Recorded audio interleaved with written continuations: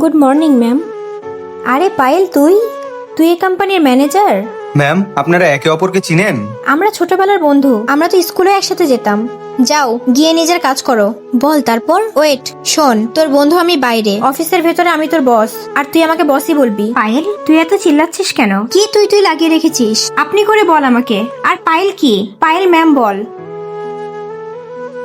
Good job অনেক। আমি চাই নেক্সট টাইম যেন তুমি টিম লিডারটা হও। পায়েল, আমি তোর জন্য পরোটার আলুর দম নিয়ে এসেছি। তোমাকে আমি কতবার বলেছি যে তুমি যখনই আমার কেবিনে আসবে নক করে আসবে? তোমার মধ্যে কি একটু ভদ্রতা নেই? আর আমি তোমাকে বলেছিলাম না এই অফিসের মধ্যে আমি তোমার কোনো বন্ধু না। যাও এখান থেকে। Hi sir, how are you? Payal, তুমি তাড়াতাড়ি অফিসে এসো, একটা বড় সমস্যা হয়ে গেছে। ঠিক আছে স্যার। পায়েল, এই সেই মেয়ে যে কালকে ভুল ডাটা পাঠিয়েছিল?